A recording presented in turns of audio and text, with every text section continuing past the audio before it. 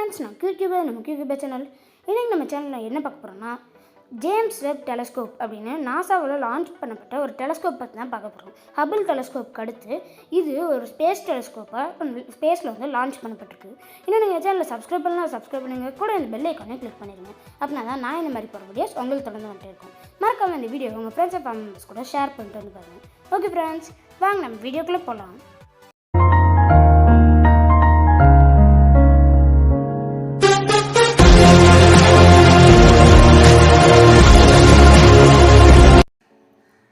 James web telescope ஒரு space telescope.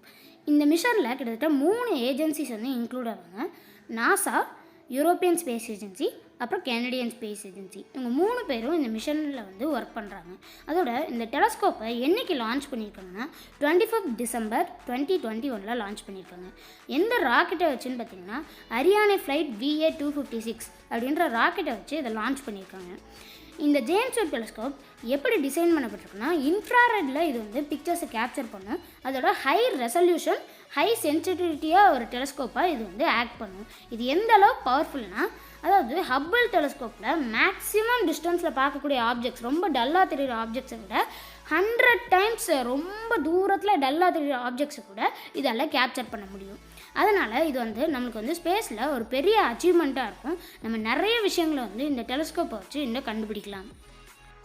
James web டெலஸ்கோப்போட primary mirror வந்து 18 hexagonal மிரர்ஸால் mat ஆயிருக்கு. அதோட இந்த ஒவ்வொரு மிரருமே பெரிலியம் மேலே தின் கோல்டை வச்சு கோட் பண்ண மிரர்ஸாக மேட் ஆயிருக்கு. அதோட இதனால் இது மொத்தமாக கம்பைன் பண்ணலையா கிட்டத்தட்ட 6.5 மீட்டர்ஸ் டயாமீட்டர் இருக்கும். அதோட இதோட லைட் கலெக்டிங் ஏரியா வந்து ஹபிள் ஸ்பேஸ் டெலஸ்கோப்போடதை விட கிட்டத்தட்ட 5.6 டைம்ஸ் லார்ஜராக இருக்கும்.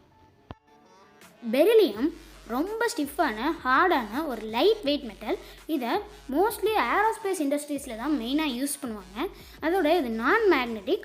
அப்புறம் ரொம்ப கோல்டான ஸ்பேஸ் என்விரான்மெண்ட்ஸில் கூட இதோட ஷேப்பை அப்படியே அக்யூரேட்டாக அதே மாதிரியே வச்சுக்கிற எபிலிட்டி இதுக்கு இருக்குது. அதோட இதுக்கு ஒரு ஸ்பெசிஃபிக் ஸ்டிஃப்னஸ் இருக்குது.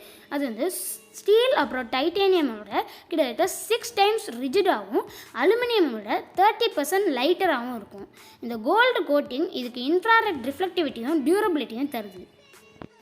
நம்ம ஹபிள் டெலஸ்கோப்பையும் ஜேம்ஸ் வெப் டெலஸ்கோப்பையும் கம்பேர் பண்ணி பார்த்தோம்னா, ஹபிள் டெலஸ்கோப்பால் யூனிவர்ஸ் உருவாகி 400 மில்லியன் இயர்ஸ்க்கு அப்புறமா உள்ள ஆப்ஜெக்ட்ஸ் மட்டும்தான் பார்க்க முடியும். ஆனால் இந்த ஜேம்ஸ் வெப் டெலஸ்கோப்பால் மேக்ஸிமம் யூனிவர்ஸ் உருவாகி 180 மில்லியன் இயர்ஸ்க்கு அப்புறம் உள்ள ஆப்ஜெக்ட்ஸை கூட பார்க்க முடியும். ஏர்லி ஸ்டார்ஸ், அதாவது யூனிவர்ஸில் உருவான ஃபஸ்ட்டு ஸ்டார்ஸ் வந்து யூனிவர்ஸை உருவாகி 100 to 180 மில்லியன் இயர்ஸ்க்குள்ளே ஃபார்ம் ஆயிருக்கலாம் அப்படின்னு சொல்கிறாங்க. அதோட ஏர்லி கேலக்சிஸ், ஃபஸ்ட்டு கேலக்சிஸ் வந்து கிட்டத்தட்ட 270 மில்லியன் இயர்ஸ்க்கு அப்புறம் உருவாயிருக்கலாம் அப்படின்னு சயின்டிஸ்ட் சொல்கிறாங்க. இந்த மாதிரி ஜேம்ஸ் வெப் டெலஸ்கோப் வந்து ஹபிள் டெலஸ்கோப்போட நிறைய பவர் டிஃப்ரென்ஸ் இருக்குது. இதால் இன்னும் ரொம்ப தூரம் இருக்க ஆப்ஜெக்ட்ஸ் கூட பார்க்க முடியும். ஓகே ஃப்ரெண்ட்ஸ், நம்ம இன்றைக்கி ஜேம்ஸ் வெப் டெலஸ்கோப் பற்றி நிறைய இன்ஃபர்மேஷன்ஸ் பார்த்தோம். இன்னும் நீங்கள் சேனலை சப்ஸ்கிரைப் பண்ணுங்கள், கூட அந்த பெல் ஐக்கானே கிளிக் பண்ணுங்க. அப்படின்னா தான் நான் இந்த மாதிரி போகிற வீடியோஸ் உங்களுக்கு தொடர்ந்து வந்துட்டு இருக்கும். மறக்காமல் இந்த வீடியோவை உங்கள் ஃப்ரெண்ட்ஸ் அண்ட் ஃபேமிலி மெம்பர்ஸ் கூட ஷேர் பண்ணிட்டு வந்து பாருங்கள். உங்கள் ஃபீட்பேக்ஸை நீங்கள் கமெண்ட்ஸில் தெரிவிக்கலாம். Bye friends.